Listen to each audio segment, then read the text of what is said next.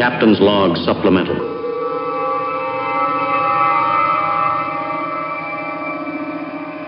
Hey Jeremy, you know those race cars you're busy building?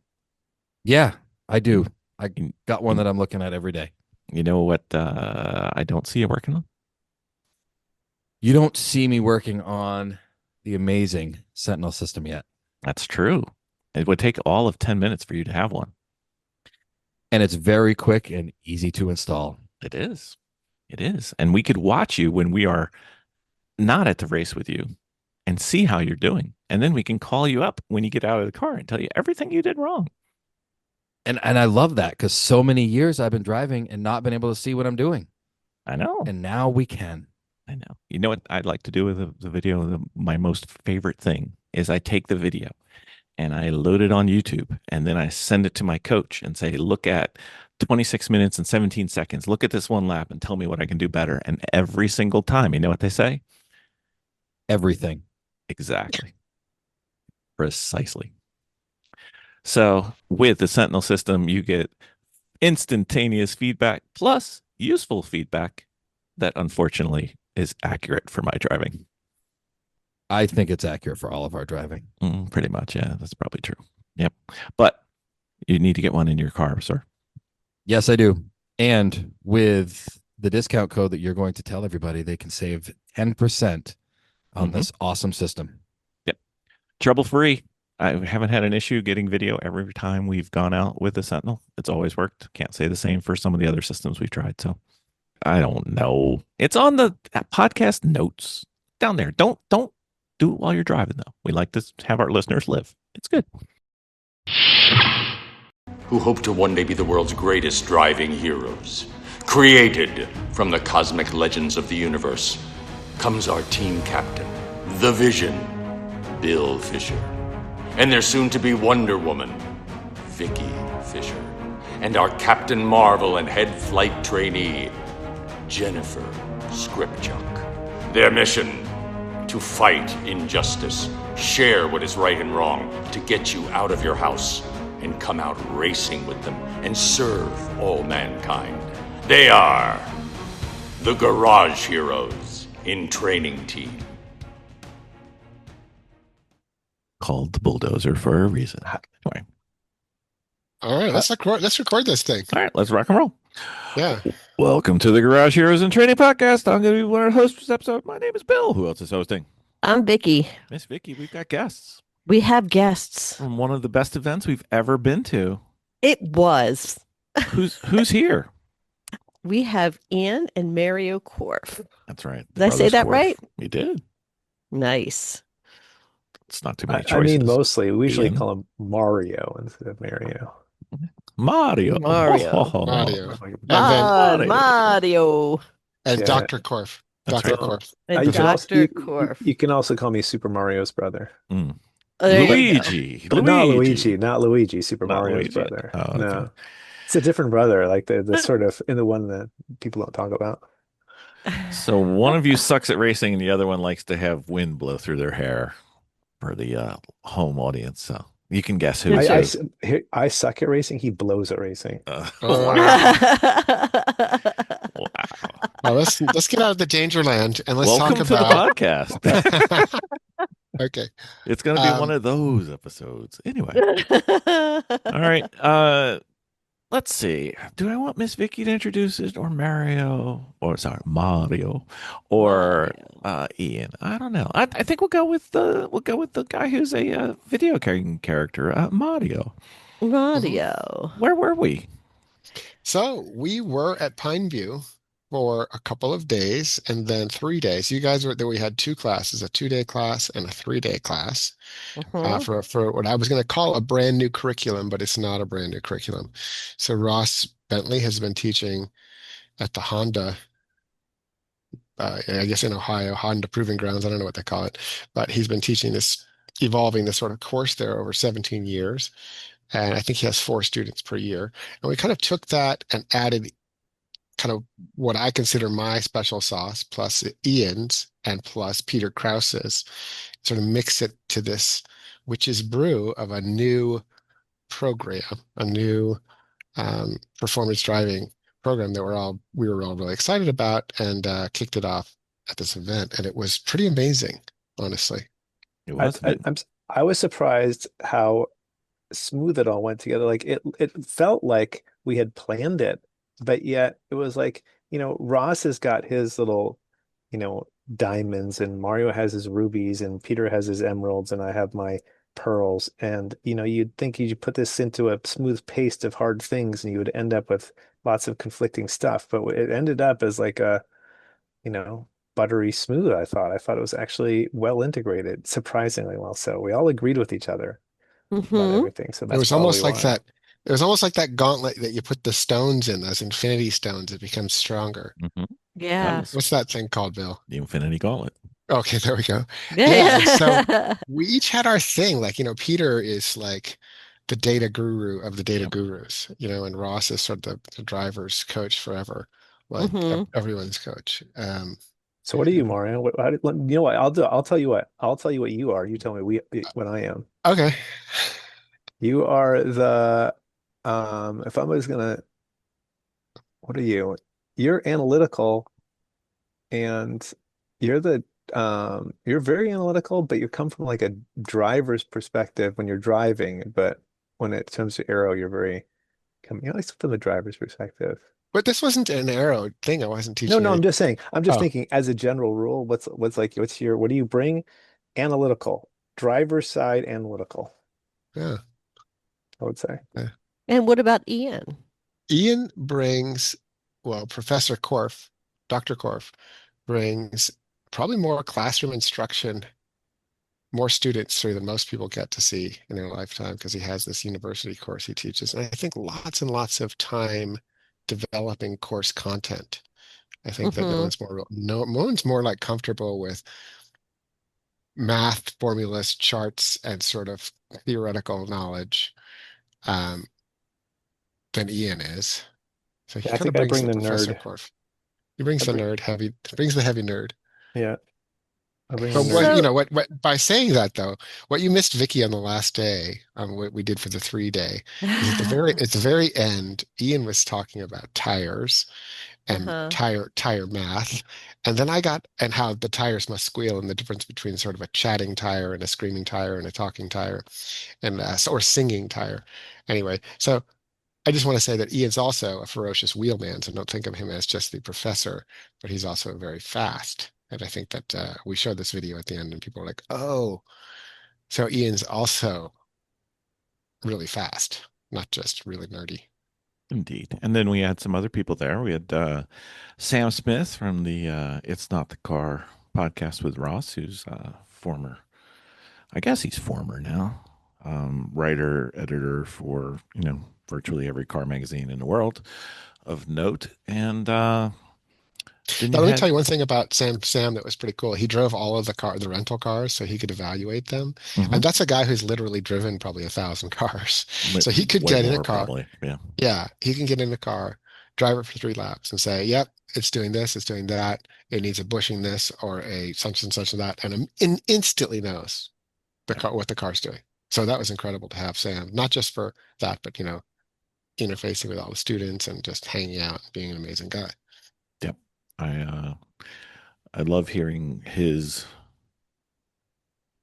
description on just about everything, but especially cars. So, Brothers Korf, I have one question that you do not know the answer to, but I can't help myself. And Vicky doesn't even know the answer to this. So we were standing, Sam and I were standing after the first session on, what's that, Wednesday? Hmm. We're standing out there. You guys were going back into the classroom. We were stragglers. We were, doing the do and checking on everything and making sure. And I said, I asked Sam, what car of the cars that we had would he want the keys to right now for today at this spot for this event? Which car would he want? So, do you guys have any guesses? I do for sure. Okay. Mini. The Mini. Wasn't Okay. that in the 3 day? That was in the 3 day, I Oh, that think. was in the 3 day. Okay, sorry. That's okay. Because he's a unusual guy with, I think, with taste, and he would like a nicely prepped car. For sure. You got to take So into account the terrain, the track, the event, what he was going, what he was getting into. Now, knowing, I'll give you another hint. Knowing Sam, it was this car if you did this and this to it. There was two changes he wanted. Mhm. Got any guesses? Or am I just playing my own game? no, I guess again, Okay.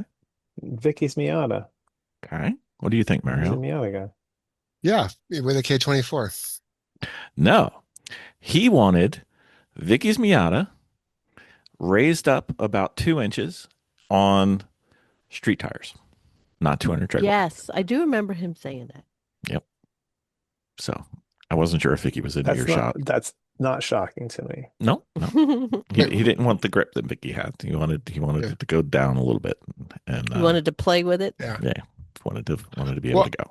Let me back up for a second, Sure. because I think we're going to start talking about this event, and I want to say why it's different and what it's based on. I kind of briefly said it was this sort of witch's brew of 4 different people's ideas, but what we all agree on are were these 3 pillars that you don't see in HBDE, you don't see in other programs, right? So the number one pillar is that this course was based on doing drills. Like every activity that you want to get good at, you break it down into smaller pieces and you do drills on each one of those, and then you assemble the whole. I think the great analogy that Ross uses is if you went and watched a professional football team practice, they do blocking drills over and over again. They do a handoff drill. They do snaps. They do punt return. They do over and over and over again these drills. And then every once in a while, they'll scrimmage. You don't spend every practice scrimmaging. You just do that sometimes.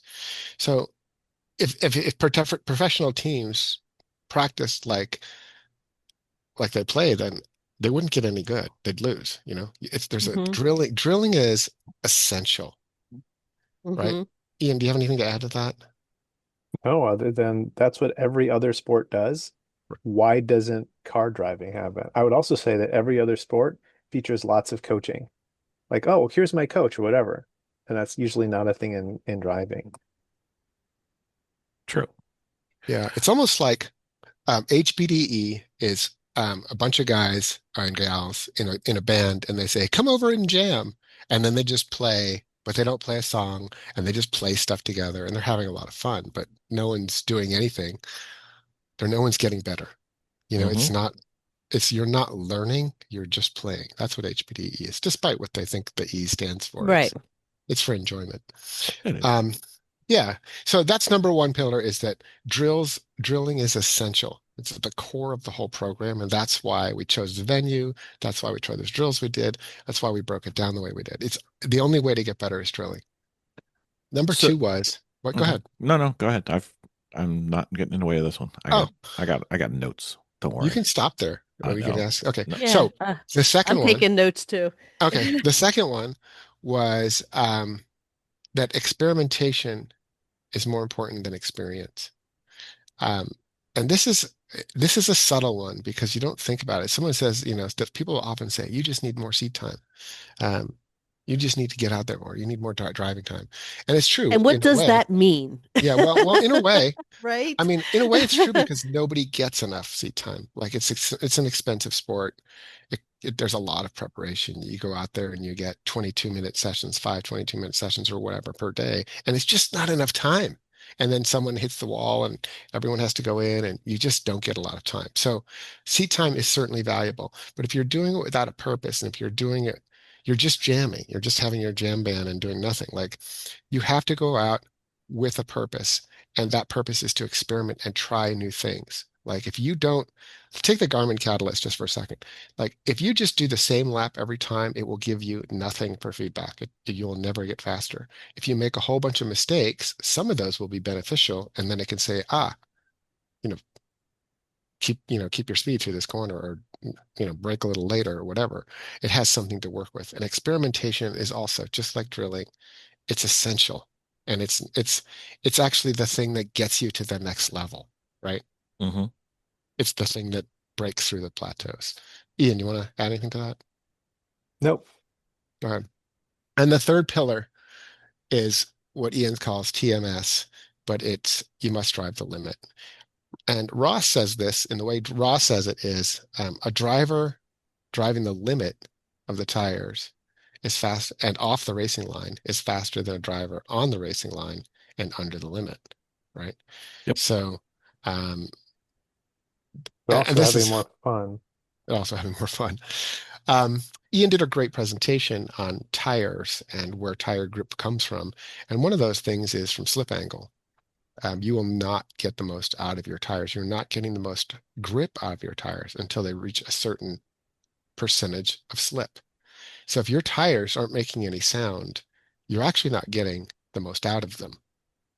And the And reason why they make sound is that when you turn a car, it sort of twists the rubber, and parts of the contact are not moving, they're on the ground, and parts of them are moving relative to the ground. And so you have a mixture of kinetic and static friction. A lot of times people, when they think about friction, they think, oh, it's, static friction is greater than kinetic friction. Well, a tire is a weird substance, and parts of it are moving and parts of it are not. And so there's a certain squeal that's happening that when the parts of it are moving, too much of it's moving, not a good thing. Too little of it's moving, not a good thing. None So, of none of it moving, horrible thing. yeah. So, you know what? It's like the squeal, the TMS is tires must squeal, or it could be tires must talk. But you have to hear something. And if a person is driving the car and you don't hear their tires because they're so far under the limit, there's just so much more to go. And I would say that as a general rule, when you go to HPD or, even in this class or whatever, something like that, not a lot of tires are squealing, especially on day one. Like people don't get into a car and squeal their tires. And I think that's where high performance driving begins with a squealy tire. You can't even get to some of the discussions that you want to talk about until the tires are squealing. And at that point, you can start adjusting things. But until you can get to that point, like what can you do? Like you can't really talk right. about oversteer and understeer until a person's tires are squealing. It's the Yeah, and really, price of entry, really. yes. And I would say that over the 5 days that we taught this course, not once did we talk about the line. There is no concept of a line unless your tires are sliding. There's nothing. I mean, it's so crazy that HPDE, the first thing they do is teach you the racing line, but you aren't even at the limit. Like there is no limit. Uh, Why would you drive? I mean, the line isn't something you shoot for. It's something that is the result of doing everything correctly. yeah, Or, when you're, yeah, there's different ways of driving it correctly that would produce different racing lines. But if you're at the limit, that's one of the lines that you can go on to. But race inspired, I think about like race inspired cosmetic enhancements. People put all sorts of shit on their car to make them look like race cars. They'll put like the vortex generators or big splitters or whatever the hell it is on their car and sometimes do it badly. And I think car driving is kind of the similar way. People will drive around a track in a manner that looks like cosmetically looks like racing. Oh, start on the outside of the track, cut across the apex, go back to the other side. I mean, yeah, cosmetically, that looks like racing. Is it? Right. Not unless no, your tires are squealing. right. Driving the line is rice. We've just said it. There it It's a, is. it's an You're output. ricing the line. Yeah. Another thing we didn't say is in slow out fast. We said Hmm. in slow out last, though. We said in slow out last. We mock it.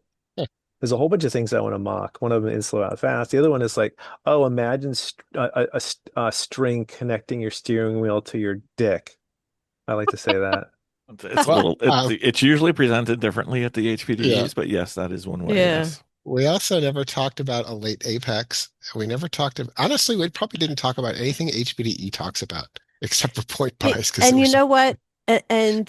From a driver's perspective that has been to many, many, many HPDEs in my training more recently, this was very different than what I've experienced at any one of those. We didn't talk about the drills that they would normally do in an HPDE. This was really focused on carcraft than it was and racecraft more than it was on just, slamming drills and going fast and learning. You weren't there to learn about the track. You were because he assumed that you already knew how to do that. So this now what we're working on is I would say how to properly drive your car. Yeah, I wouldn't say it was racecraft. It was more like, I guess, drivecraft. I don't know if Drive, that's a tr yeah, because we yeah. didn't really talk about passing or, like how to mess with people or how to get around people, you know. Yeah. So, And it really even is it wasn't even about car control because you already know how to control your car. Now we're taking it to the next level of car control. well, I think, yeah, that car control is a never-ending quest. And so there is a certain amount of it that's assumed that you can do. Yes. We don't Yes. start at like hold the steering wheel at 9 and 3. Right. It's assumed that you can do that. They Um, assume that you know how to car correct. When you're going on a track, they assume that you know how to not go off the track. yeah. Well, let So, me if you don't mind, I'm going to yeah. Go back ahead. up again. Just one more thing. So we started with those three pillars. That was kind of Hmm. the essential thing that we all agreed on. And then the other thing that I think we didn't really all agree on it, but it's Ross's special sauce, which is the performance model. And it Yes. has to do with things like, getting quality input and what is your programming that you're falling back on. And, there's like, I don't want to give it away, but um, that is such an essential part of the whole program is that you're sort of doing your best based on the information and how you, and things you've learned, et cetera, et cetera. And we have to, some of those things we have to break, right? We have to break some habits. We have to improve the quality of the input. We have to do all these things to make you a better driver. And I think that like the three pillars plus Ross's performance model sort of dictates a direction that we were growing, or at least lays a foundation rather for what we had to accomplish. And the drills themselves sort of unlocked some of that stuff. Um, One drill I want to talk about in particular and ask you about, Vicki, is what did you think about the no brakes drill? That was it initially started out terrifying. Um, but only for a very short amount of time. Because then, I would say after one lap, you started getting comfortable with it, and then you realize, hey, you know what?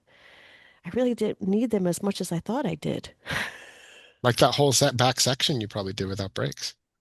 I mean, you had to, but then later you go faster and faster, and you're like, wow, I can Yeah, just. it was so at Pine View, for those who haven't been there, it is it is a racetrack, not so much for racing. It's more like a training track. It's a smaller track. It's very technical. Um, It's kind of narrow. and it is narrow and it has very tight turns on it. Um, and like I said, it's not designed to be, to hold a full race event on it. I would say. I think that would be a little tricky there. But what you got out of that, um, with that particular track, doing that event that you had with the no breaks, it gave you lots of opportunity to slow down with the tight turns using the no brakes aspect until you start getting to that last part, which is a hairpin turn and coming into a hairpin turn using no brakes. I had a lot of difficulty with that, a lot of difficulty with that.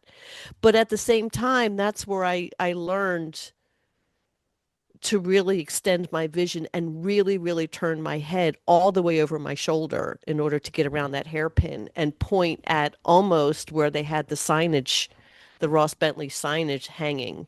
I had to look that far to get comfortable to make that turn with no brakes.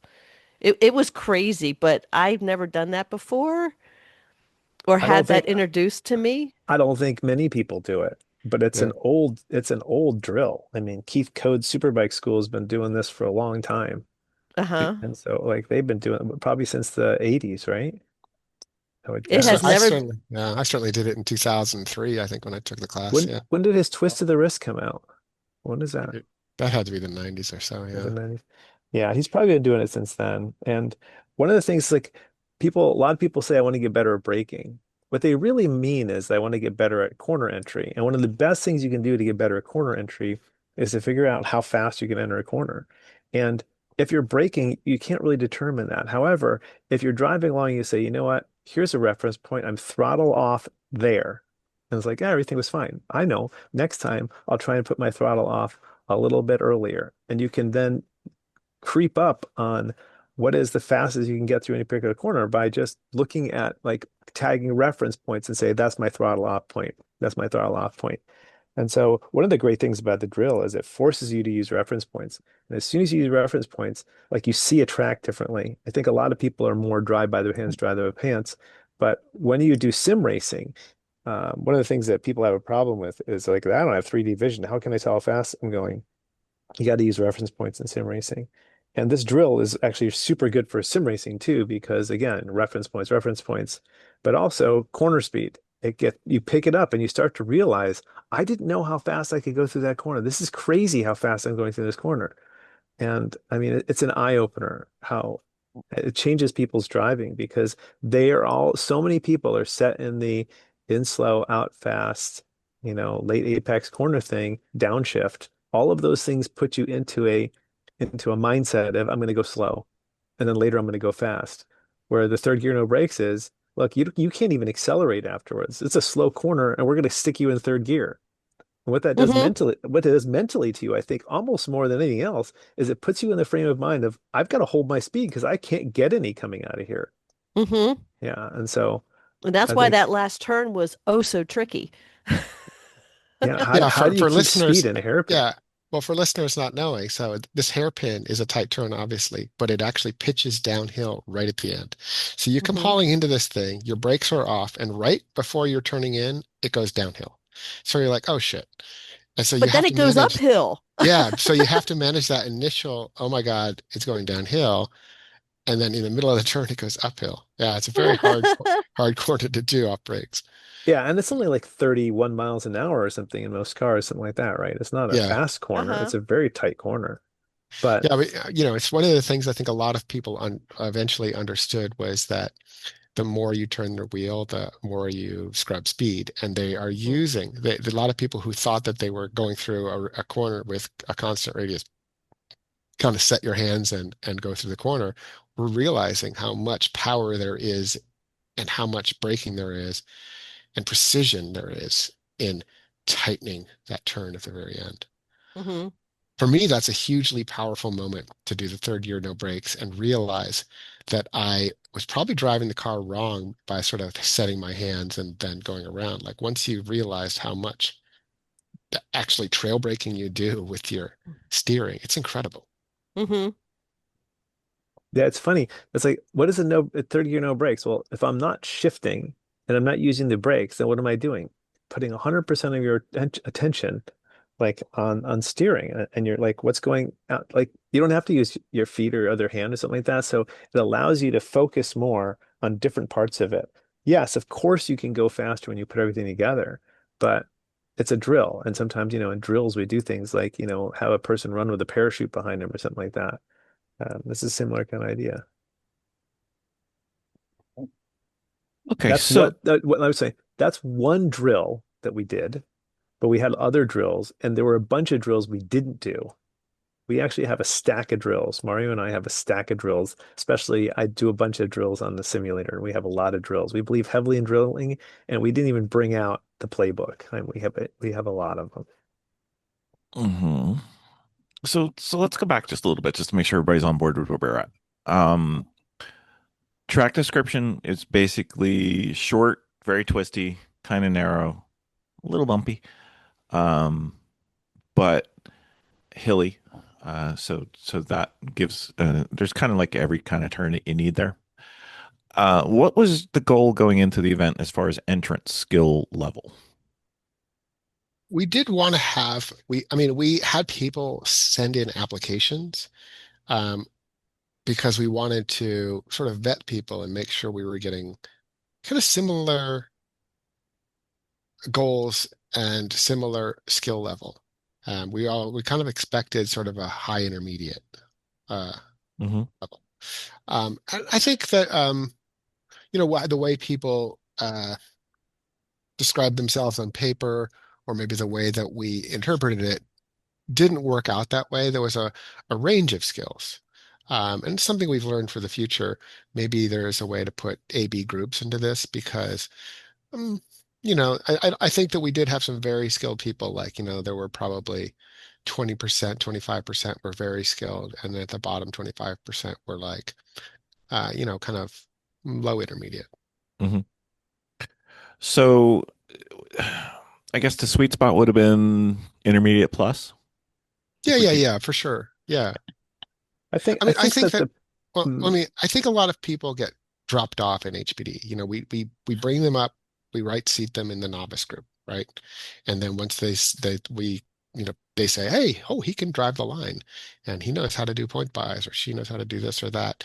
Then we're like, okay, you can solo, right? And then thereafter, they might go to a classroom session, but there's nobody in the car with them. They're not really practicing. They're just having fun, right? right. Um, and that's kind of a place to pick up some of these people, right? In that intermediate group. I think there's like a intermediate lull for a lot of people because they don't know what to do other than buy a faster car and stickier tires. Right. Mm. So, as I want to get into goals going into the event, both from the instructor perspective and from the student perspective. So if you guys looking at the event when you guys put it together with Ross and everybody on the team, what were your goals going in? Like, what were you hoping for? I was, this is something I had, envisioned and told. I sent Ross an email in November of 2020. I dug up an old email. So it's something that's in the back of my mind for a long time to say, hey, Ross, have you ever had a branded school? Have you ever done your own thing like this? So I kind of wanted to kick something off, like some kind of new performance school. At times, I even considered it sort of fixing HPDE or patching the holes in HPDE. But I wanted to just create something that Ian and I have been talking about forever, and also Ross and I, and lots of people that see what is an incomplete solution in driver education and bringing like just solid concepts like drilling to driving performance. Hmm. so I can tell you that let me give you the sort of the very what are they called? Like the tagline of it, I guess, or something. But there's this thing that V2 mom thing, like vision, values, methods, obstacles, and what's the last one? Oh, Metrics. measures, whatever. But let me tell you about the vision. Like this is our vision statement, which was provide an individualized training program that reveals the bad habits holding students back and builds a foundation for continual development. Make it an unforgettable experience that was worth every dollar.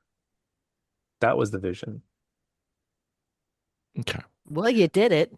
Oh, thanks. We wanted very much to do something that was like when a person asks you to do something, you like it's nice when they meet you more than halfway. And we want to do something where we would try to meet people more than halfway. Everywhere along, we were trying to say, let's do something special. Let's make it special, something that they will remember always. And I think where that starts usually is individualized. That's when people, like for students that I have at university, they like to be noticed. Like if you know their names and they're like, whoa, and like for if we know how they drive and we can see that and we make a program that says like, you need this and you need this other thing. Like that's what we want to do. Like make it service and like individualized. Yeah, to that end, like every student had to sort of send in an application, a questionnaire on, and one of those things was like, what are your strengths? What do you want to work on? What are the things that you think you should work on? And if there is really just one thing, what would that be? And we all carried around a cheat sheet of what each student um, was working on. So we really did try and sort of individualize to the student. And I would talk to students and say, oh yeah, that's the guy who wants to work on like, braking. So I would always try and make the conversation about braking. And Um, there was a lot of stuff behind the scenes, but like, there's a person who shipped their car and it was shipped too early or something. There was a problem with it, and Mario calling around to all the car dealerships to try and get it, and the different car clubs, and eventually somebody from the BMW club was able to come and pick up the car and store it and stuff like that.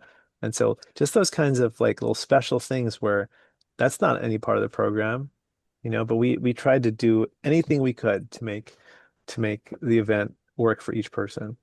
Right. Miss Vicky, did you have goals going into the event? I did. I wanted to elevate my skills.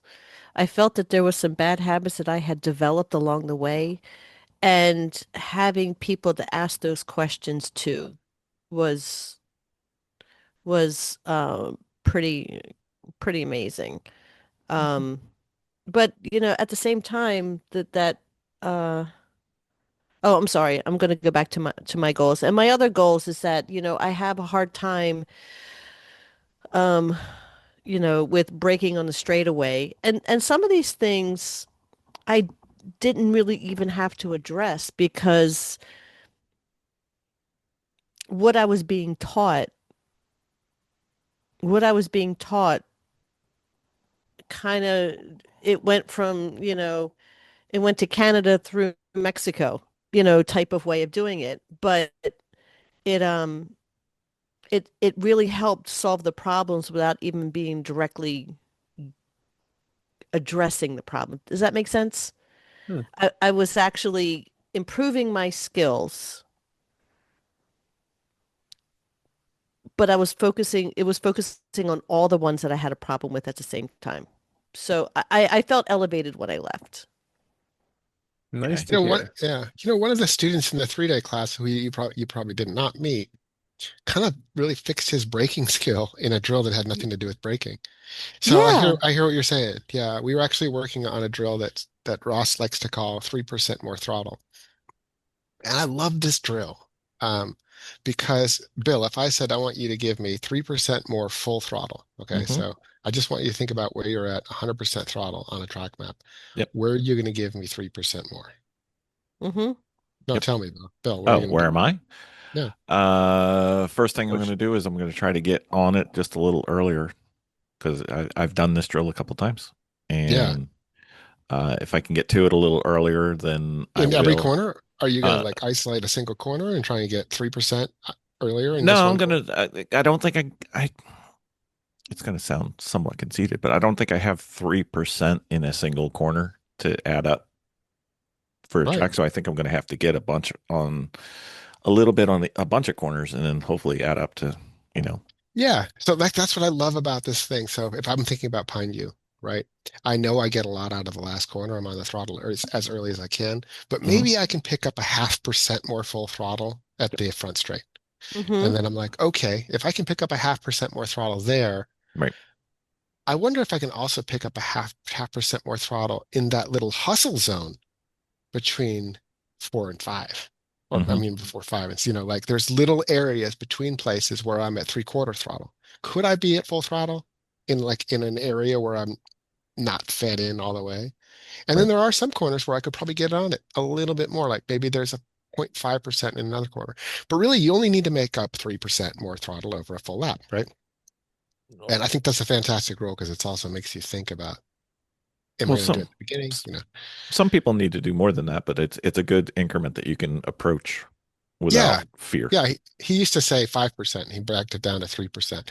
But this one guy who is a pretty good driver, but I could hear his brakes. He had race brakes, and you could hear it go, ooh, ooh, or ooh, ooh, in this one corner. And so I knew he wasn't steady on the pedal. But as soon as we told him to do 3% more throttle, it was just like, ooh. And I was like, wow, you tell him to get on more throttle. And what he did was extend into the braking zone, his full throttle into the braking zone, and completely cleaned up his braking. And not only that, like I think that he probably just went like a couple of seconds faster per lap over that entire thing. Suddenly he was driving like a hero. And I was like, wow, he has put everything together, just like you were saying, Vicky. This one Mm-hmm. drill kind of cemented a lot of things that he was working on Right. Yeah. that whole weekend. So that was really cool to see. I And also think too that you're getting a lot of the size of the track. The size of the track gave you the ability to work repetitively on certain areas, and it made you comfortable and it really challenged you. I remember pulling in with Ross, and he gave me a new drill, and it was some of these drills he was giving you were pretty complicated, and they would be like, okay, well, go out and go 1 gear higher, or go out and do, and I just remember going out going, oh geez. and I took off. But at the same time, I think because of the way we were working on that particular track, um, that your confidence level, because of the repetition, you were able to say, okay, that didn't go well. And like you were able to go back around again more quickly to say, I'm going to try this again. And and I think that just rose your confidence, it rose my confidence level up to say, oh yeah, I got this. But at the very end, there's a particular hill that I don't know exactly its official name is, but I just referred to it as the catcher's mitt because it was dubbed the catcher's mitt because they said it catches you like a mitt and you hit it and it's just kind of like you can go full speed and then it's like an uphill and then it goes into a sharp wide turn, semi-wide turn. Um, and I was really kind of coming through there on these drills and just slamming that hill now. When before I wouldn't have done that. So by the time I ended, I was like, ooh, I do have really good brake control on this thing. And that was my main goal was to work on the braking. But you also worked on your throttle. I mean, I think one of the things like we said from this beginning of this course, and Ian kind of touched a little bit on the vision was that we were going to do. Ross says, whatever is necessary, Hmm. for any customer. And I was thinking like, what would be great for Vicky is if I can get a pro driver in her seat to drive her car, Oh, that was excellent. right? So like we got Alyssa to come up at the very end of the day. She wasn't even done with work yet. I said, Alyssa, can you come up here and just throw down a couple reference laps? And she drove your car like nobody else can. Like No, I'm she's telling you, she was amazing. yeah, and also she blew everyone's mind. Like even Peter, like he hears her on track and he starts with this fat grin, and he's like, you know what? Commitment! And he yells it, and his drill That's what he sergeant yelled right cars. in class. He goes, commitment. I know, I know, and he just knew like the difference Uh-huh. in the tone of the engine, how she was driving, and then when he saw the data, he was like, yeah, this is, I mean, her downshift blips, there is no change in brake pressure on her downshift Hmm. blips. There is no like the commitment to full throttle. Like one of the things I found that was so interesting about your data traces were you have the same V-min in so many corners. You guys come to the same braking speed, which means that you're also, Vicky, you're getting a lot out of your tires. You're coming to the same spot. But the Hmm. amount of time she spends at the V-min is a nanosecond, Hmm. and you're letting the car settle and you're turning it and doing this, and she's already been done with that, and she's like, I'm out of here. And Yeah, I always thought like V-min is important, but what's really amazing is the amount of time you spend at V-min is also just super important. right. And that's confidence. That's confidence level for sure. And then It's kind of getting everything. over to it. It's skill, it's confidence, it's experience, it's the full Hmm. package. Yeah, you Yeah, can't do that without everything being put together. right. Yeah. But it was good because, doing that, it was like seeing the potential. And that's huge for somebody. Yeah. It gives you a goal to work towards, for I think sure. also a lot of the students were, in Porsches or Corvettes or whatever, and they Hmm. see a Spec Miata on like a Kumho V730 suddenly going under all of their times. Hmm. Hmm. And it's like, oh, I mean, what does your car put out? 120 horsepower? I don't Maybe. know. I mean, Maybe. it's barely a spec Miata. So Oh yeah. I mean, Yeah, yeah. it didn't have spec Miata tires is what I meant by barely. It's Right. 200, No, 200 on drummer.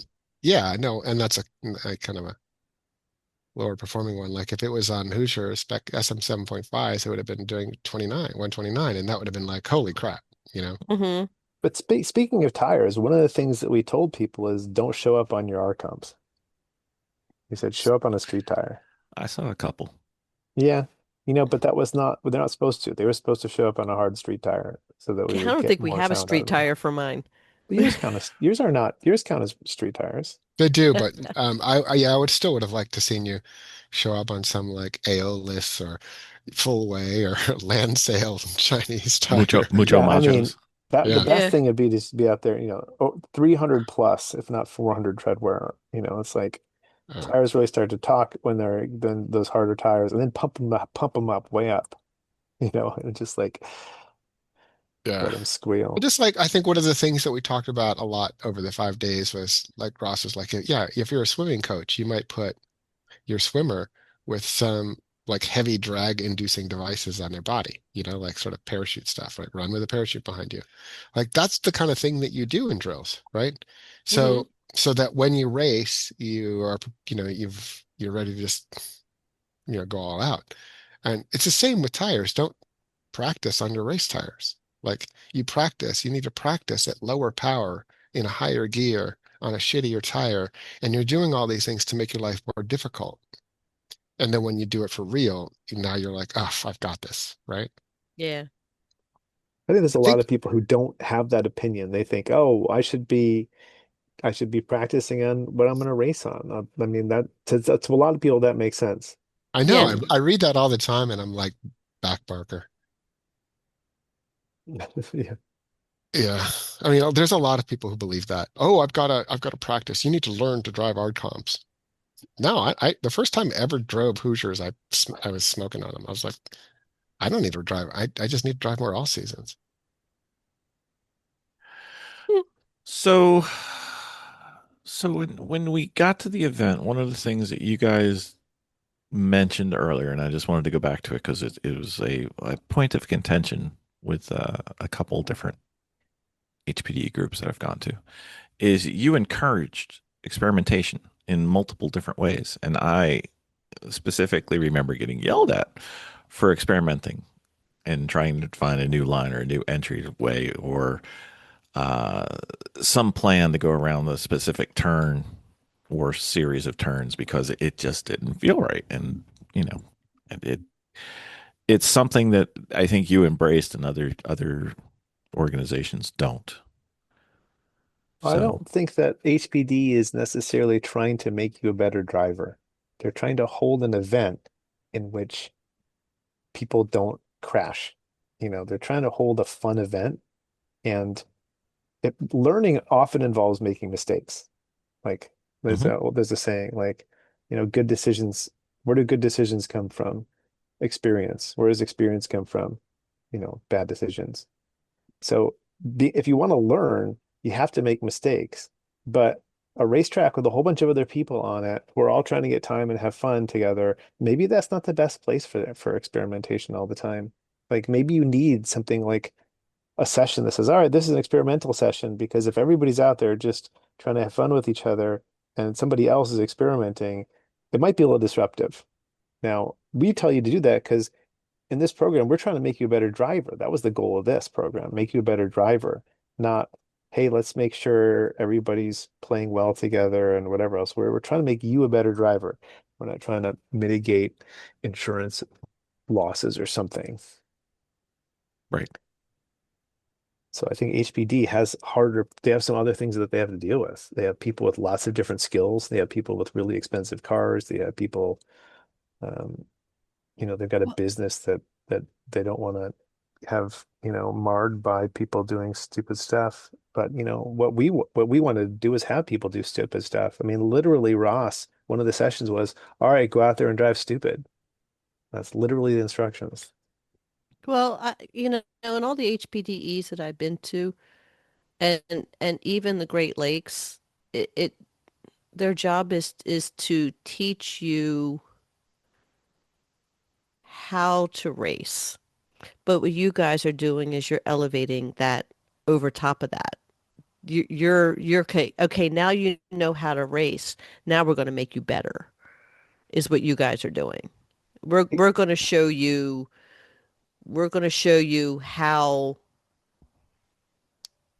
to focus on the mindset of racing, how to really feel a car. They're not teaching you that in HPDE. They're teaching you the line. They're teaching you how to improve, how to go fast. They're teaching you about your what is it, your friction circle. As you start elevating through, and then eventually how to pass that on. But now you guys are kind of taking, okay, this is the mindset that you need to have when you go in there. This is how the three senses that you have when you're in a car and how to really, really focus on those and how important those things are.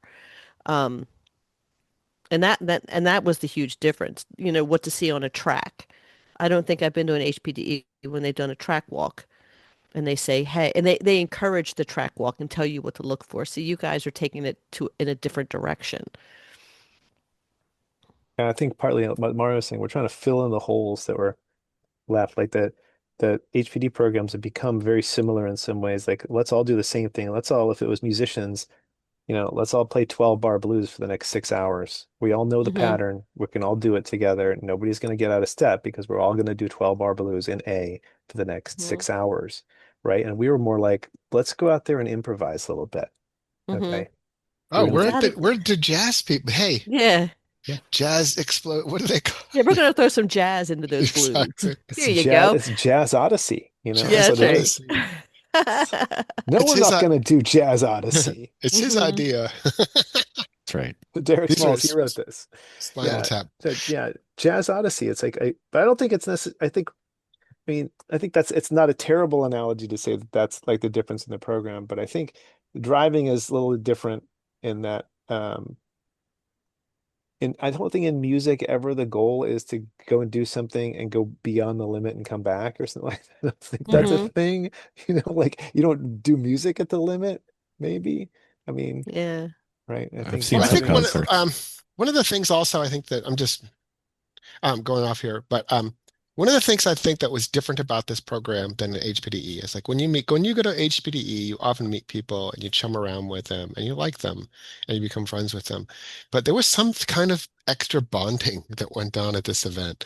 Um, don't you think like somehow like the coaches and the students and the students and the students all just like I think this reached a different level of friendship. Hmm. Yep, you'll We be we hearing from actually several on the way upcoming podcasts.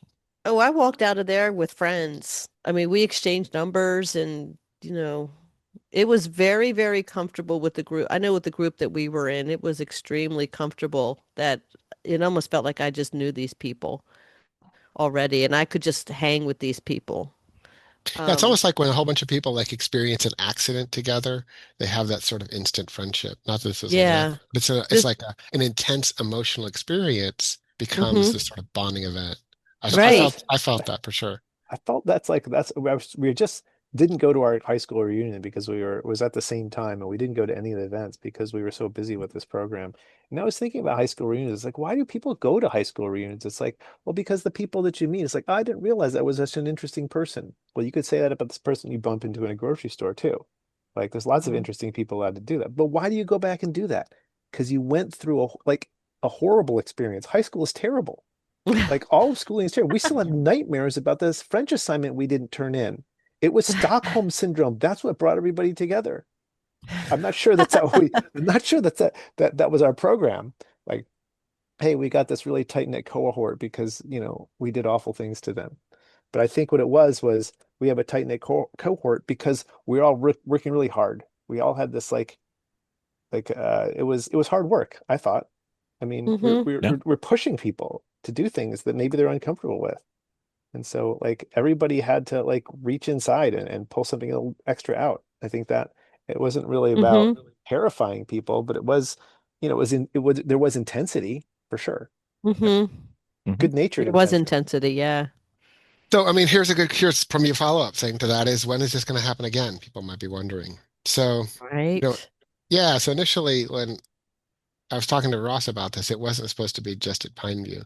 We were doing it there, but um, we're trying to come up with some sort of packageable solution, right? Something that we take. I mean, I was like, we should do this at every other country club, and I'm thinking like Circuit Florida and Thermal Club and Club Motorsports and blah blah blah. And then Ross was like, I want to do this at Thunderhill, and I'm like, Oh. oh, almost like, oh shit, Ian's right there. That's Ian's favorite track. I Hmm. mean, I think that Thunderhill could be next. I'm okay with that. Thunder Hill's on my Yeah, bucket. It's in my bucket. Haven't done yeah. it. Yep. Thunderhills is especially the West track. There's a lot of people don't like the West track as much, but I think it's a better training track. Hmm. Yeah, Thunderhill There's more, West is an outstanding track for yeah, training. more elevation, more weird corners, more blind, more off camber, more learning opportunities, more mistake opportunities. And Hmm. smaller for more repetition. Yeah, Yeah, it's It's a smaller, great Hmm. spot. at lower Yeah. speed.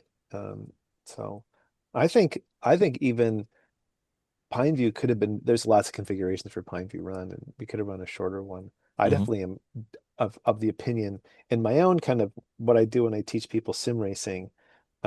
Mine's a very short track, Brands Hatch Indy. And so, lap times are like a minute.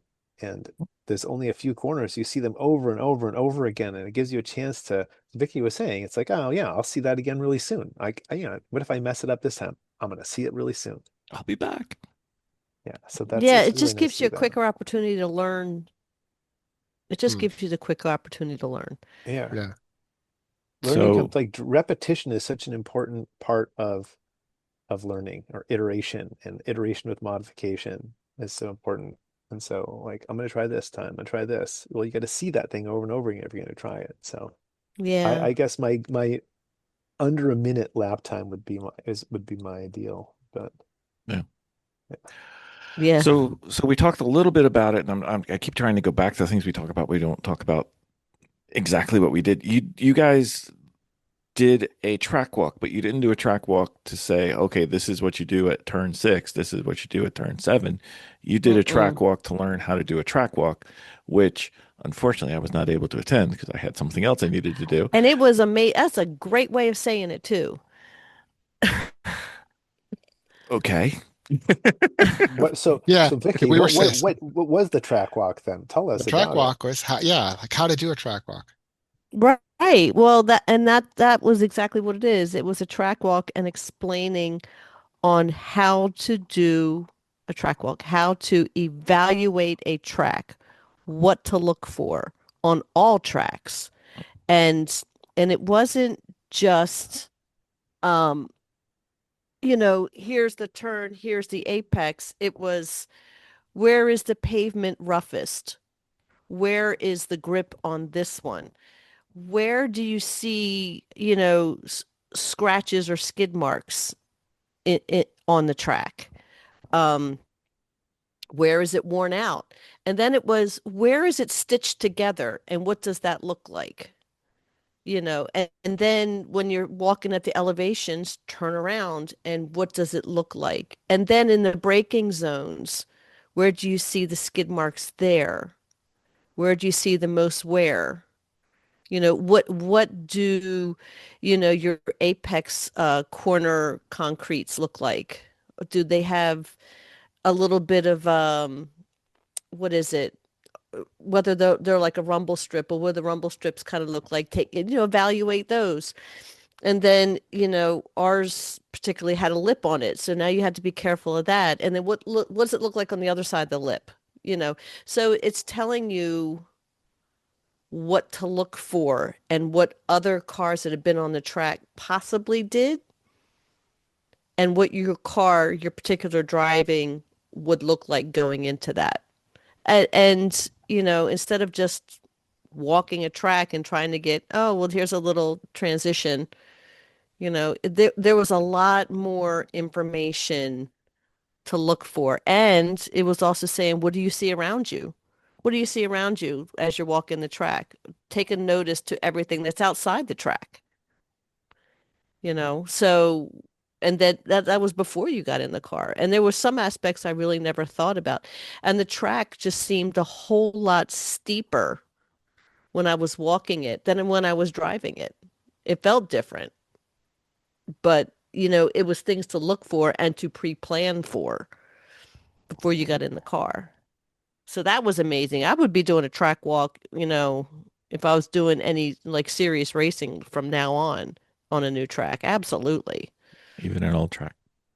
Hmm. Yeah, Peter that's great. Krause was the one. Peter Krause is the one who took people through the track walk mostly, and yeah, that guy is got so much knowledge and such, and to be able to work with Peter and Ross, it almost felt to me like, you know, do I belong in this company? Because those guys are so good. It was like stepping onto a basketball court with Michael Jordan and having him pass you the ball and say, make the shot. He didn't take all the shots. He was like, you take this is yours. And Hmm. I was like, No that's how pressure. it felt. It felt good to be on the same team with Michael Jordan, let me tell Yeah, you. and honestly, if Ross Bentley is Michael Jordan, then Peter Krause is fucking Larry Bird. Like He looks just like him, well, mention it now. I mean, as much as I might be like, I mean, it's just like, I get like imposter syndrome around Ross. Like Peter's like scares the shit out of me. Like, I Hmm. mean, Hmm. like he is just like the knowledge of that guy. The thing is, he's like three different personalities. Yep. He's first of all the nicest person in the entire world. Hmm. He When you have really time is. to sit with him one on one, he is like this kind of like mama bear kind of thing, where he's Hmm. just like so protective and like patient and listening, and you're just like, wow. And then he does the track walk or some other thing, and he's like a drill sergeant. Did this guy do like army training or something?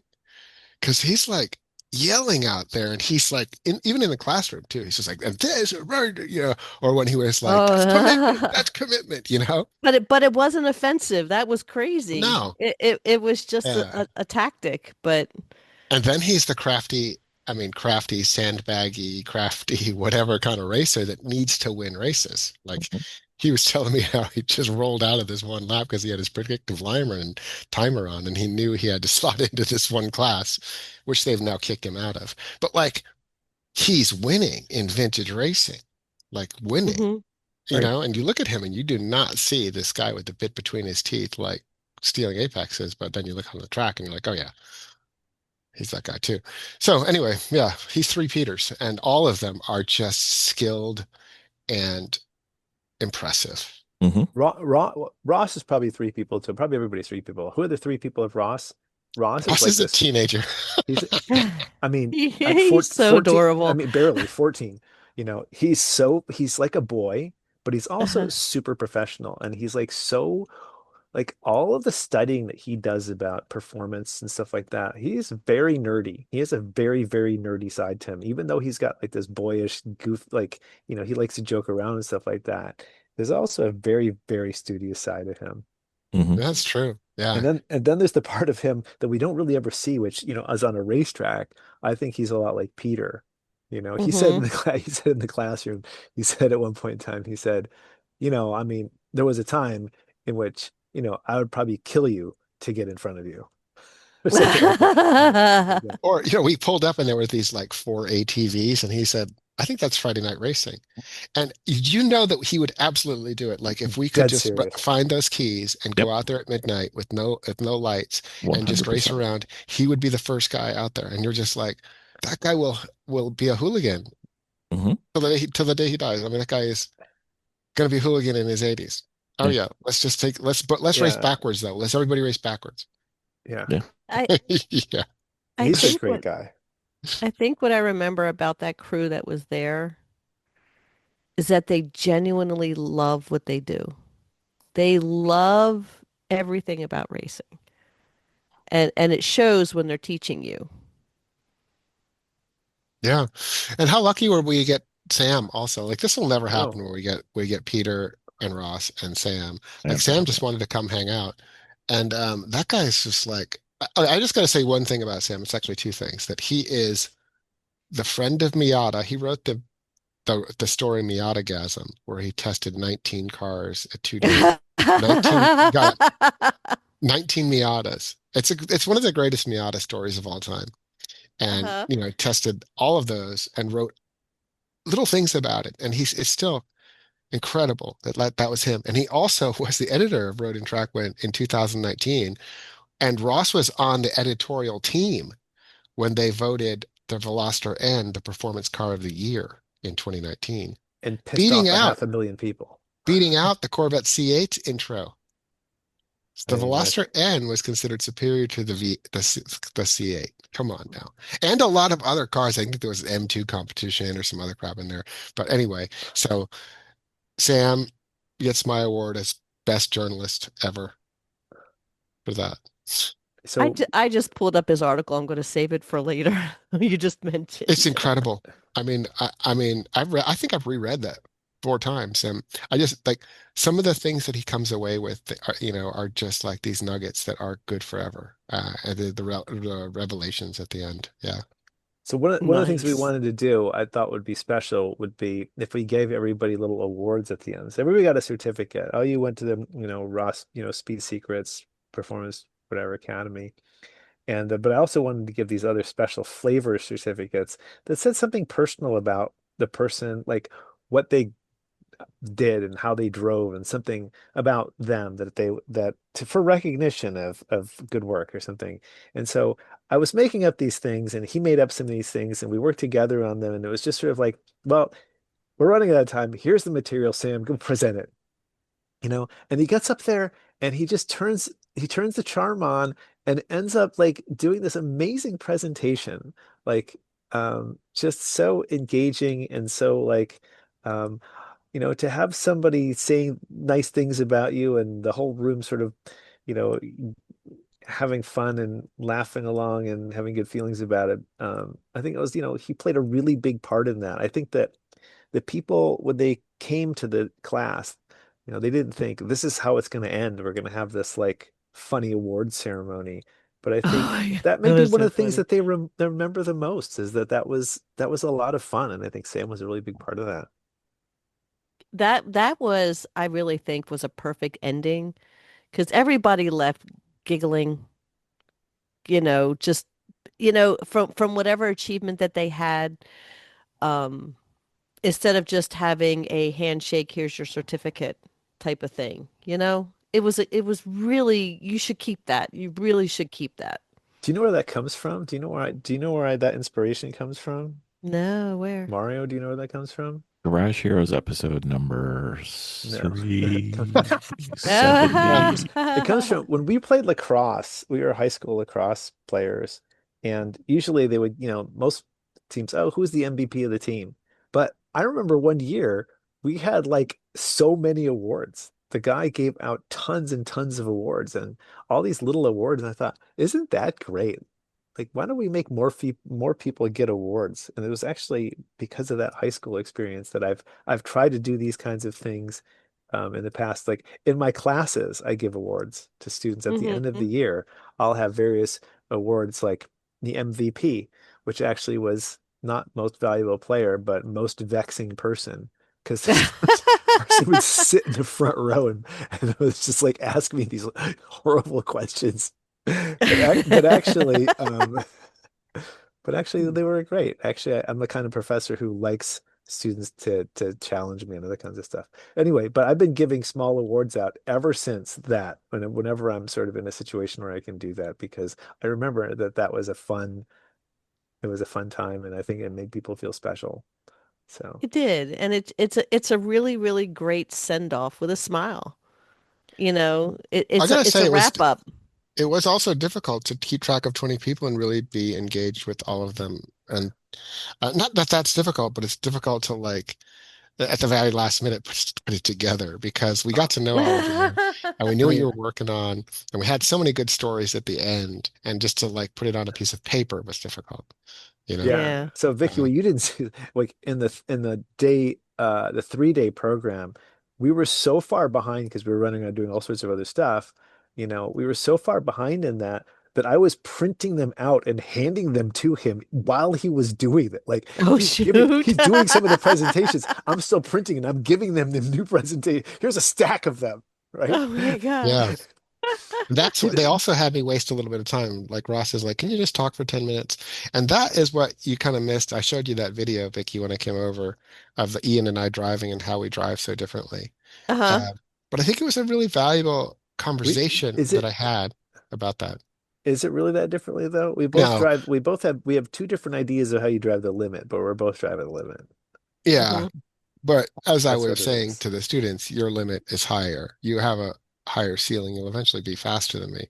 Even though you were trying to drive like more like me, I have to also fill the bowl more. I have to get my friction circle a little bigger um, because I'm sort of imposing an artificial limit. I'm driving the limit, but I'm imposing a slightly lower limit. Anyway, it was a great like a discussion at the very end, and it was I really like enjoyed the opportunity to show the students that Ian and I drive Pine View with very little abandon. I mean, when Hmm. you look at how much road we use, I'm in the grass in the exit. I'm in the Hmm. driveway on the exit. Like when you talk about using the whole track, there's nothing left, you know? Right. And when we talk about driving the limit and Ian's driving the limit, there's nothing left. Like he's over, under, over, over, over, you know? And they were like, oh, okay. Yeah, got it. Got it. Got it. Got it. And it was really fun to Hmm. just talk about, also just talk about like different driving styles and how you arrive at the same place.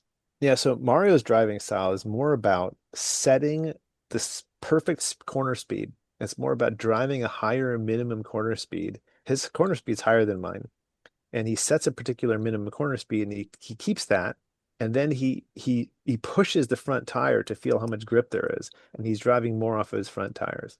And I go in and I set a lower speed a little bit earlier in the corner. I back up the corner a little bit more and take more of I mean if like a 90-degree corner, he's more geometric and I'm more late apex. And I do a lot of rotation out before I get to the apex.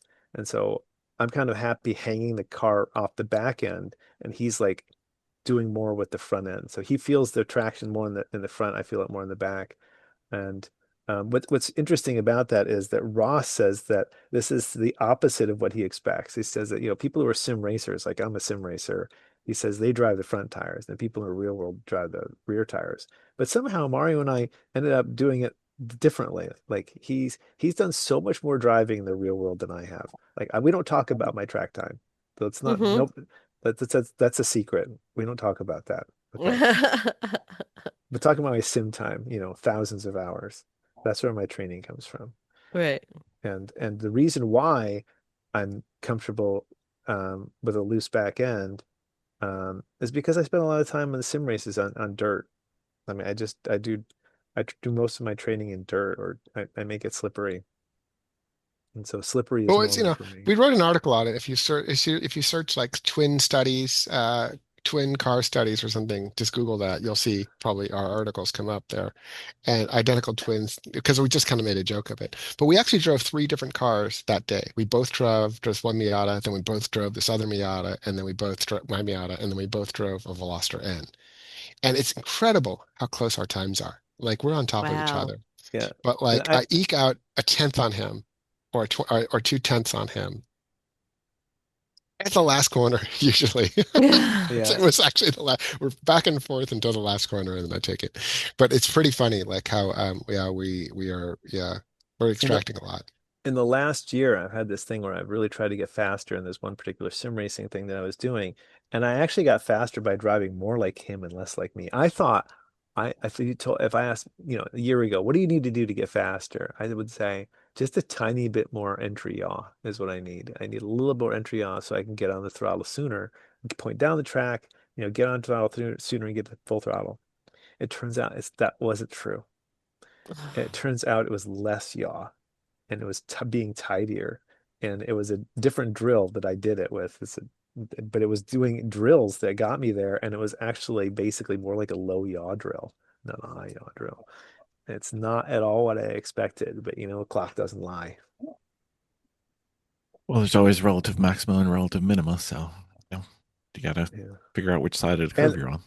and I would say that we were talking before about like um, plateaus and such like that. Like people hit plateaus, and the things that get you to a particular point. This is what I've learned. The things that get you to a particular point are also the things that hold you back later. Yep. So everything that you learn, it's like, oh, I got better at this thing.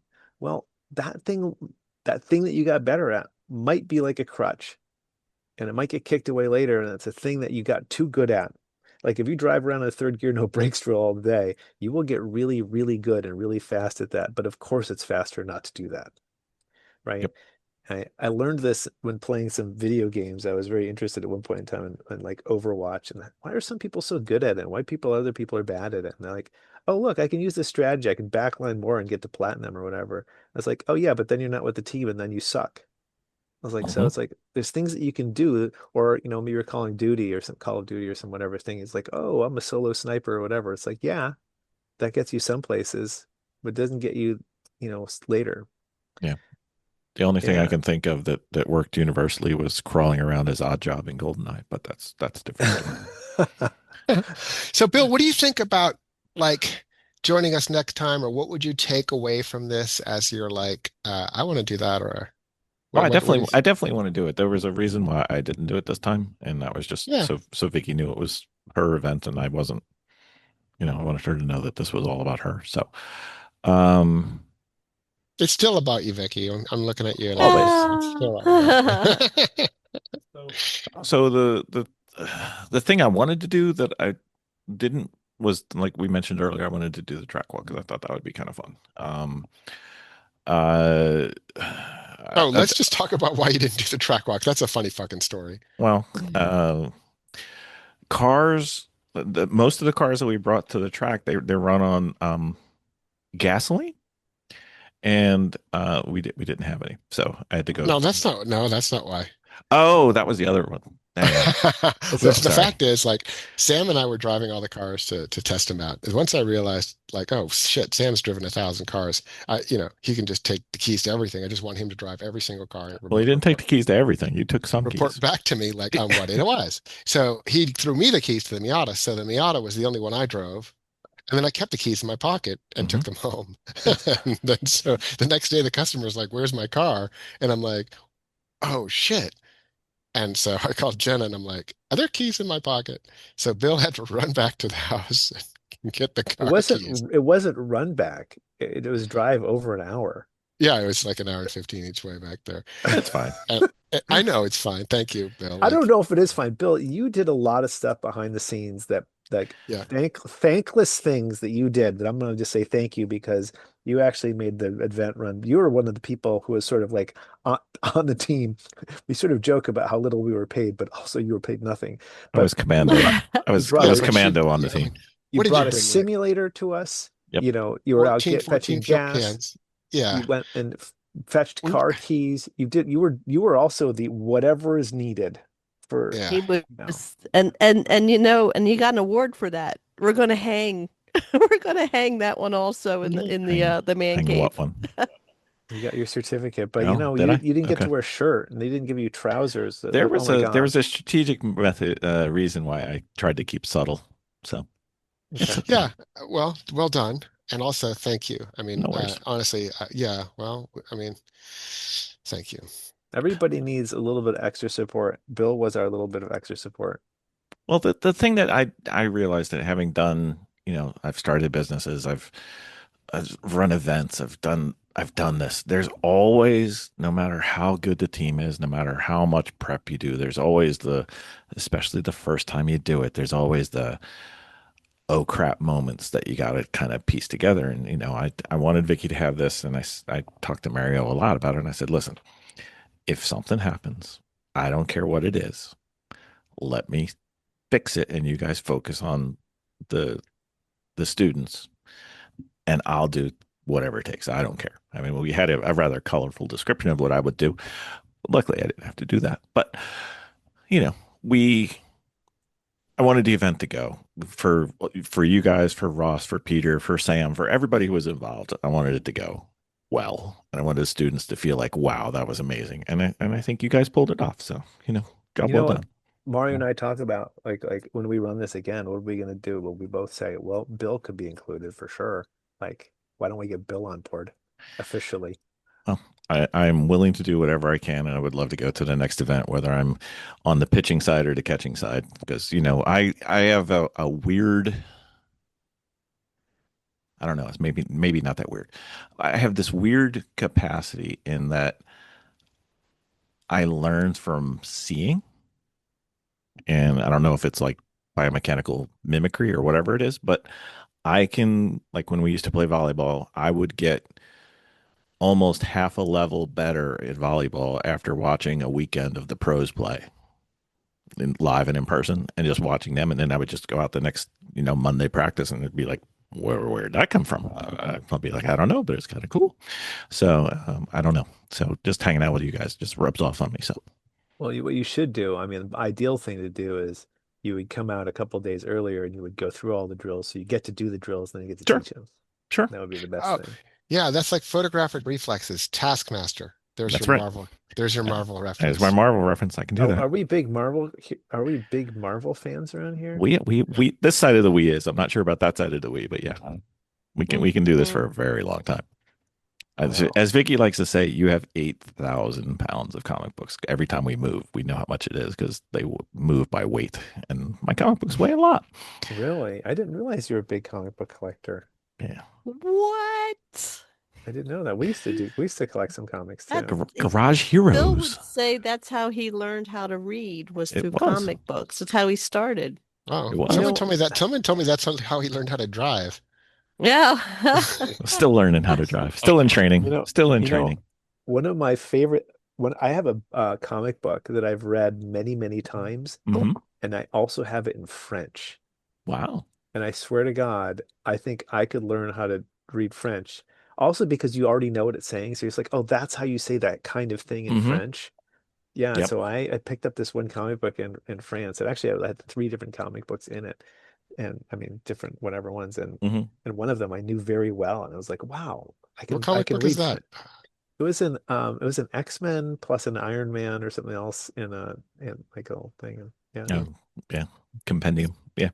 Yeah. And it was like it's fun Oh, you to know which one read I another read was language. in French was I read Daredevil 181.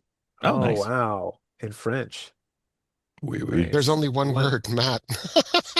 is there only one word one in I think that? so. I think No, it's no, it. no. It's there's more than one word because in one he says the Stone says something like, "Oh, he purified her." That's like in his attempt to the fool in his attempt to No, and that is was it after 181. that was Oh no, you're right. Maybe that that's wasn't. 181, No. Okay. isn't it? No, I don't think so. There's a famous Fantastic Four one that came out recently after Annihilation Wave, and it has 0 words. It just has Mm, 0. It's a mm. very, very good comic book. Anyway, I was going to ask Vicky, so I'm going to ask you guys because I think Vicky's computer just died because she doesn't charge things. We have a traditional way of kind of bringing a summation to the weekend. And you guys got to do 5 days of this, and she got to do 2 days as a student. You guys got to do 5 days as the instructor and the coaching. The good, bad, and the ugly. What good being, what do you think went well? What do you think you would definitely want to do again? Bad being, what do you think maybe didn't go as well as you'd want, or maybe you'd like to change? And ugly, I don't think having experienced the weekend with you guys, I can't imagine you're an ugly. But ugly is a great time to step up with a story. So good, bad, Actually, I ugly. can't actually do this with you right now. I'll tell you why. We're actually supposed to do this with Ross.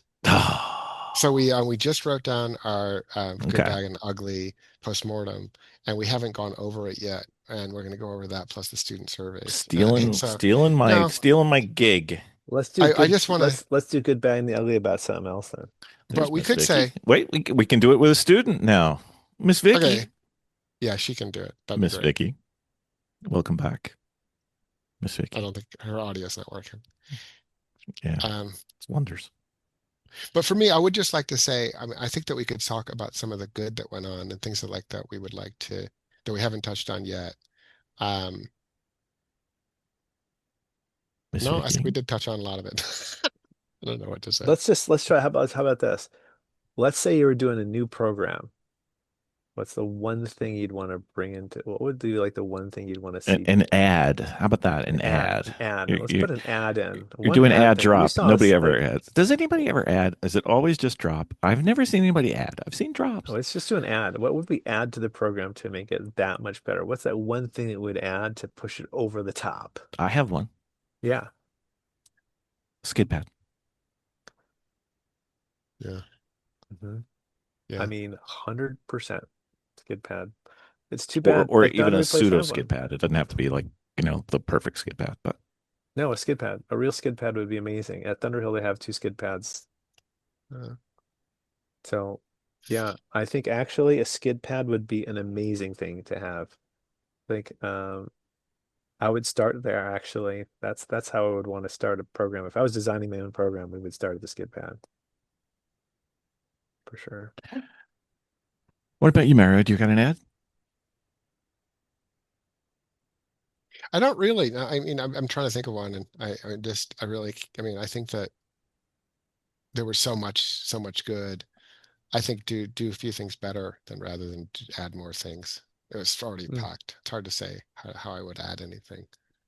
I Okay. think skid pads are so great though that I think that's my ad too, to be honest. Well, I mean, just from my coaching experience, like which isn't vast, but I've always noticed that like students will take a major step after they've right seated, after I drive the car or some other driver drives the car and they're in the right seat. Sometimes like just a demo lap is all they needed, and it's really just a couple laps and then the light switches. And they're like, oh, now I know what you're talking about. Like, Biomimicry. yeah. Here's the one that I do with my students driving in my simulators is I say there people are switching off. I say you coach that other person. I make people coach each other. And every single time somebody coaches somebody else, it's like it helps them through their plateau.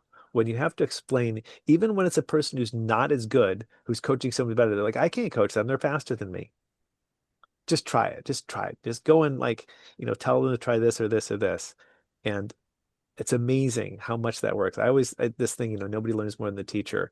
And that's why I do that all the time is I always have people coach other people because Right. if you have to explain something to somebody else, it helps you understand it in a way that you didn't understand it before. Hmm. I'm utilizing that right now with my chess stuff, so I got that. All right, Miss Vicky's back from computer issues. Apparently, the IT department, which is me, has work to do tonight. Traditional good, bad, and the ugly, and any aha moments from the weekend. Um, Let me see. The good, um, I I walked out learning how to think differently. And it wasn't just because of racing. It and I mentioned this to Mario. There was a part of the show, I mean not the show, but the program when he discussed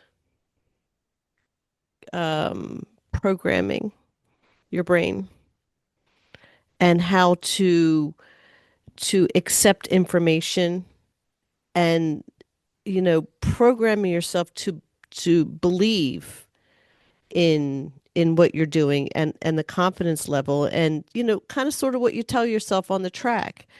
And it's kind of like every day. I mean, we've heard this like probably a million times on confidence building and fake it till you make it type of thing, you know but it wasn't even that.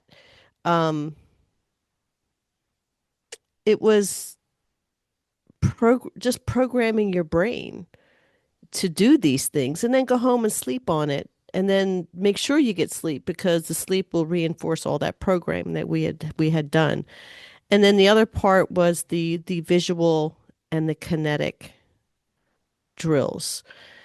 Um, but coming out of that, just those particular parts of the program, it kind of changed me a little bit, and it kind of made me kind of look around at some of the stuff that even I tell myself or that people around me tell themselves.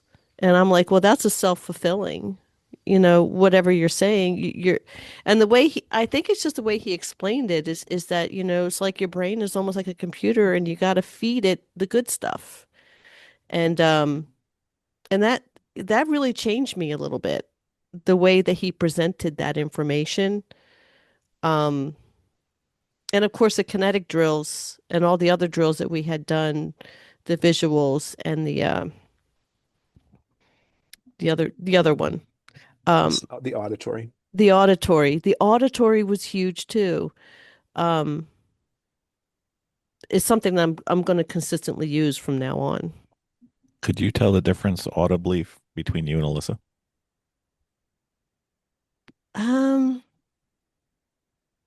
yeah, I think I could. She had a whole lot more squealing going on, and he had a whole lot more tire singing, more engine. Yeah. I didn't have a bad. I mean, even that you guys were kind of like, she's in a race suit, we should get, a cool suit on her or whatever. I was really fine. As soon as I stepped out of that car and I took the top part of that off, I was fine. I didn't have a bad moment in that whole, thing, the whole program. And I didn't even have an ugly. Um, I didn't have a bad or an ugly to say. Story time then? Story time, story time, story time. I'm out of my element, so I'm just kind of shaken, not shaken, but I'm altered for coming downstairs to upstairs, upstairs to downstairs. So let me think. A story time, story time, story time. Um, Any aha moment? How about that? Aha moments. I went off track. I did go off track and I did push myself. And the thing is, um, that when I had gone off track, I knew exactly what I did when I had gone off track. And when I had gone off track in the first turn, well, I think it was the second turn, um, that mistake ended up all the way coming down the bend where pit out was in front of the in front of the house. What is it? In front of the clubhouse. Hmm. In front of the club. It came from pit out. My mistake started there before I got to where where I had gone off. But when I had come back in, um, and people were talking about, I had to go check the car and talking about it, and I was, kind of talking about, when I had told the people around me when I was talking about it, and I was like, I knew what I did, but in order to improve, I was telling those guys too, is that you have to recognize how you got there, not just for the fact that you went off. You need to trace your steps all the way back and to figure out what it is, because when you're racing, just in general, and you go off, the most dangerous person on the track is a person that doesn't learn from that lesson, because they're going to get out there and they might risk doing it again, because we have instances of that. But yeah, I'm trying to think if I have another story time.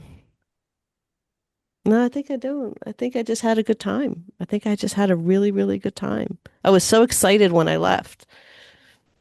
That's so nice to hear. I wish I had one more day. I was really, really tired, but I wish I had one more day. Or you should come back later. Yeah. I still have a few guest passes, and if you would like to, like when those things sink in, it can be so valuable. I bet if you come back in like, let's say, I don't know, early October, Mm-hmm. uh, you would be like 2 seconds faster because just sleeping on it. You'll be Yeah. like, yeah, that's what I was going to do there. I kind of remember what I was going to do there. I've got the big catcher's mitt. I'm going to go bang, bang down there, hit haymaker, top of the hill. I know I'm going to do that. I bet you'll put it all together. Mm-hmm. I wish I had more time to spend on the data part. I think that's where I would like to spend, because, with Peter Krause, that that whole thing is something that I really, as much as Bill wants to teach about it and we discussed about it, I don't think at the time in my learning and driving I had the capacity to absorb that yet, because I hadn't been there. My learning hadn't been to the point of let's now work on data. It's like I was just trying to figure out how to do apexes, so I wasn't ready for data. But now I'm kind of ready for data. So that would have been nice to kind of spend some time doing that part of it. So now I'm excited. Yeah. Now I'm excited to do that. Now I'm really, like, I kind of learned a little bit more about it, and a better discussion and a breakdown of all the different kinds of the ones there were. And Well, now that you have your baseline laps yeah, and some improvement laps and a reference lap, this is all you need. Like, yeah, for going forward, soak up all the data for sure. Yeah. yeah, yeah. And of course, very much so in the moment. So you can make those corrections and those altering whatever you need to do right there and go out and say, Yeah. okay, this is what you're doing. Okay, well, let me go out and course correct that. So, I think what you're Right. saying about data is absolutely right though, is that there's a time for it, and the time isn't at the beginning.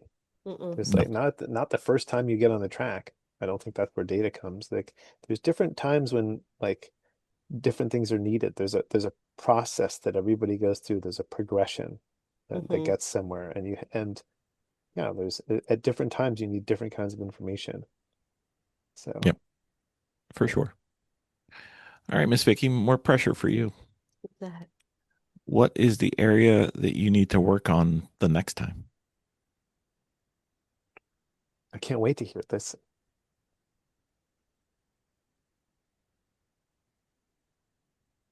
Thinking. acceleration now. Hmm. It's throttle.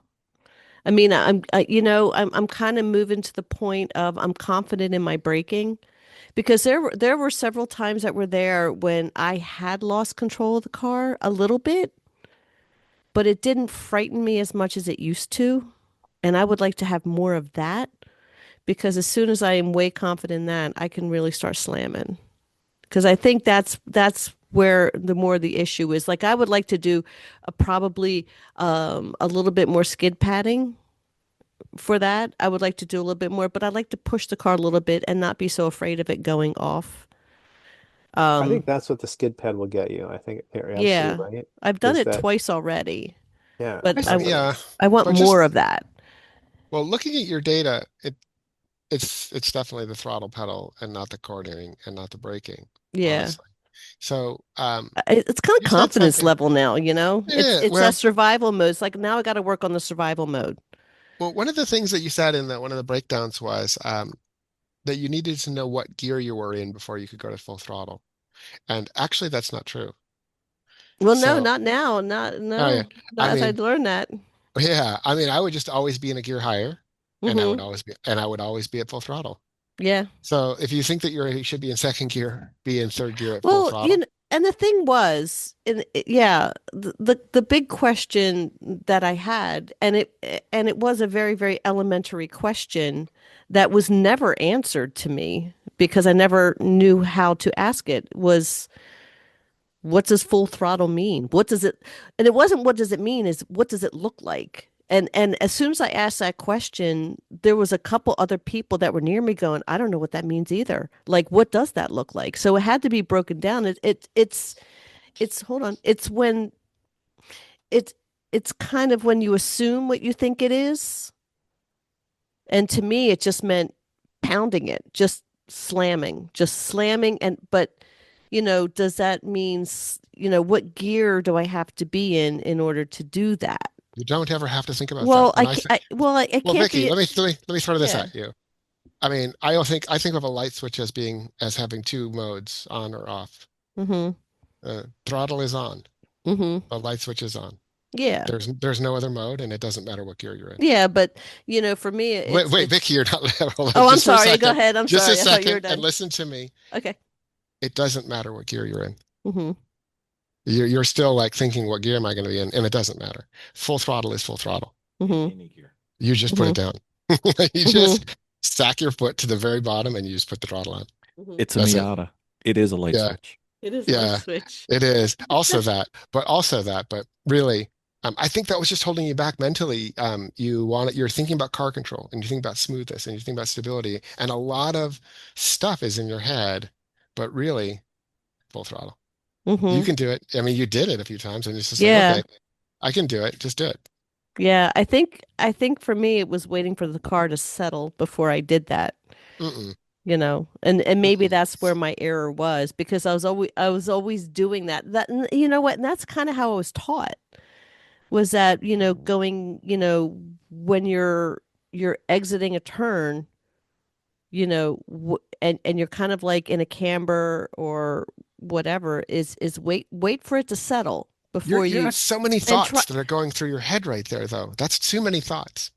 So Yeah. all you need to do is put the car gear higher and put the throttle all the way to the floor. Yeah. Then later you can shift. But like the whole taller gear exercise, Mm-hmm. like, you know, it's all about that, like And getting to you the throttle early. It's traction control. and I think where the mentality is car balance is where I'm at. Is I'm always waiting to balance. I'm always just waiting for balancing the car.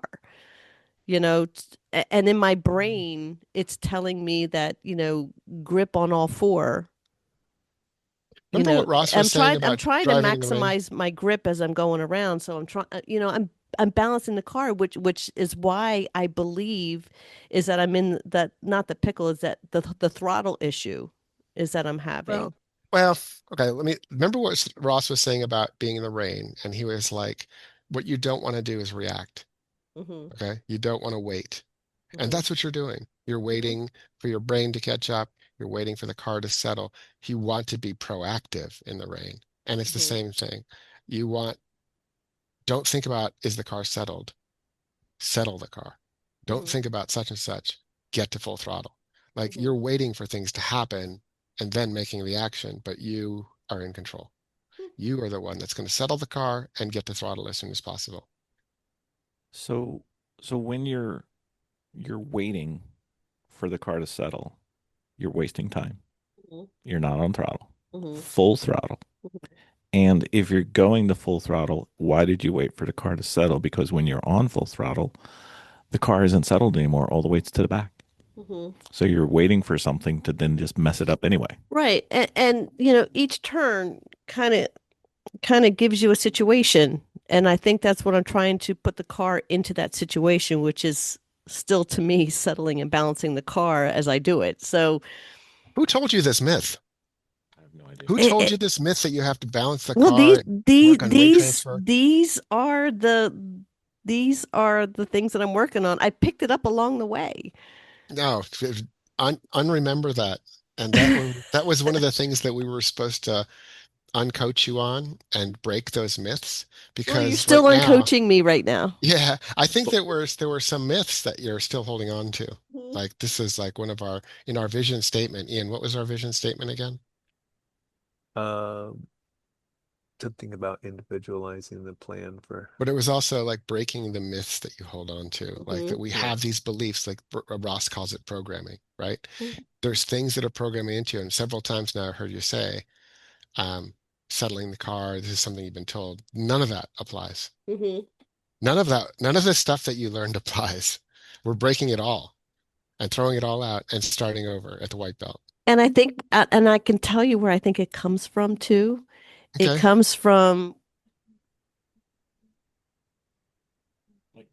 it comes from racing lightning in NJMP, because what happened was as I hit turn 5 and it's an outside Hmm. dipping camber, and when I didn't do that and the car didn't settle, I spun out into the field, into the rudders, and had to get the tow of shame because I, broke my tie rod. And Well, no, and it's not a fear thing. It's not fear, but that's where that comes from because going around, and you know what? I think it was early on with the other racers, they were telling me, well, when you go across and you go around that thing and you feel it, you'll feel the car settle and then you punch it. And I've been doing that ever frickin' since. that's one turn. I know, but I think, but that's where I learned that from. You don't No, that do makes sense. You know, one we learn those turn. things in crisis and then we hold on to them. Well, I Yeah. understand what you're saying. You don't I yeah, just do wish you we had don't had a chance but to it's on. but it's not again, it's not out of fear. It's just how I've been taught. You wait till the car settles and then you can punch it. And because you have more traction and you don't risk, and it's not about risking, going off. It's just that that's how I was taught. So you can't take one turn and make it every turn. You can't take a drill and make it and every and I race. don't, and I don't, but I think that's where that mentality comes from. Well, HPDE does that. That's They their show you job. one late apex corner and then they have you do every corner as a late apex. So no, that is true that you can take one corner, make it all Yeah. corners. So But this we'll is why work on we that next time, Vicky. We'll yeah. come back in October or something or September, and let's just do a day together. So if you come up on a Wednesday or Thursday, they run this ultra short track, Hmm. and it's amazing because it's a 45-second lap, 40 to 45-second lap, and Hmm. you hit the same curves over and over and over again. And we can work on that and break that habit. I mean, for sure, the car has to be somewhat settled, but you are the master. You will make it settled, and you will get the throttle quicker. Hmm. That's just a good goal. Yeah. Yeah. Yeah, I gotta. Yeah, Yeah. these are, like you said, these are some of the myths that you have to break. You have to work on, that I I have have to them work too. on. I have them too. We all have them. Yeah. You know. What's your myth, Mario? What's the thing you got to break? I'm not even sure what it is, but I have a coach, Greg Vandevert, who works with me at Watkins Glen because I suck at that track.